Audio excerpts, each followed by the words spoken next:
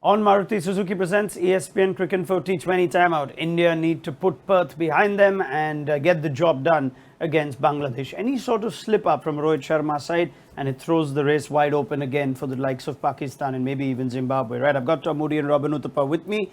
I guess the first question would be on selection, Robbie. We saw Akshar Patel left out at Perth. Now we go to Adelaide against a team like Bangladesh. What sort of changes are you expecting, if any? With the Indian team, you can't really tell, can you? As in, they've surprised us quite a bit in the recent past. So, as in, I wouldn't vouch on Akshar coming back. But also, Ash has had an ordinary game. Will they change him? We as saw that Dinesh Karthik walk off with some trouble in his back. So there's that as well. So there's a lot of things that's up in the air. Will KL Rahul get another game or not? We've discussed it a lot. Yeah. Okay, give me your ideal pick here. What would you do? It's a tricky spot now. You've played Huda and he's not performed. Again, a lot of it depends on Dinesh Karthik's fitness, right? As in, where does he, if he's fit or not, and if he is, then I think he'll remain pretty much the same. Maybe Akshar may come in instead of Deepak Huda or Ashwin, one of the two. All right. I can't see any other changes happening. At least I don't see any other changes. All right, Tom, thoughts? Assuming Dinesh Karthik is fit, what changes do you see? I think the one is obviously the Huda Akshar Patel.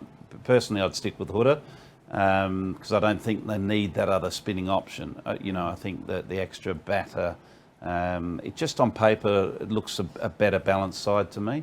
So, given the fitness of Karthik, I'd be definitely going that way. And Akshar and Ashwin, if you had to pick one spinner, you'd stick with our Ashwin against Bangladesh, Tom? There's also Yuzvendra Chahal who hasn't got a game yet. Yeah, I would definitely stick with Ashwin. I think purely because I think you can't judge on one over. And that was the one over that sort of was, thrown his way right at the back end of the innings. So I still think there's, he's got a lot of class.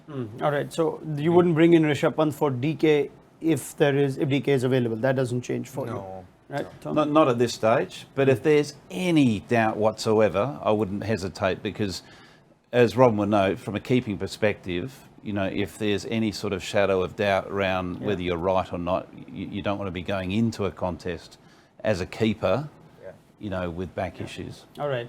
Now, at the time of recording, we don't have confirmation of Dinesh Karthik being available or not, but you've heard it from Tom and Robin. Now, let's talk about the Bangladesh threat here. They managed to get the job done against Zimbabwe. A large part of that was their pace bowling battery of Taskin, Ahmed and Mustafizur Rahman.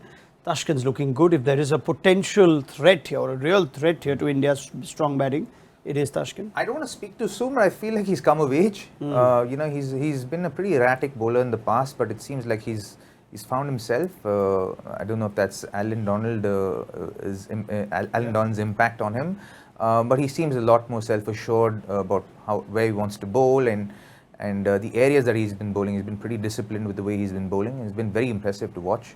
It's good to see Mustafizur back in the fizz, to be honest. We've seen him out of sorts for a little while, but he bowled a very good spell against the Zimbabweans the other game.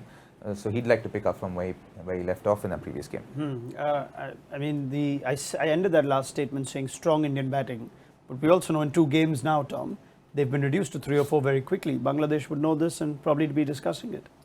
Definitely discussing that if they can expose India early, those sort of uncertainties of their batting may just creep into the back of their mind. At the end of the day, I think from Bangladesh's point of view, there's a few things they're getting right, but there's a number of things they aren't getting right. And, one of them is, their spin, which has always been a strength of theirs. So it'd be good to see Shakib Al Hassan sort of step up with the ball and also with the bat. There's a couple of pieces, if they get right on the day, could challenge India. Yeah. All right. Thank you, Robin, and thank you, Tom. Plenty more chat around this game when we build up to it on Maruti Suzuki presents ESPN Cricinfo T20 timeout. I'm sure you'd fancy India going into this game, but Bangladesh have done the job of upsetting them before, and they are still very much alive in this tournament with 4 points themselves. So join us for that game.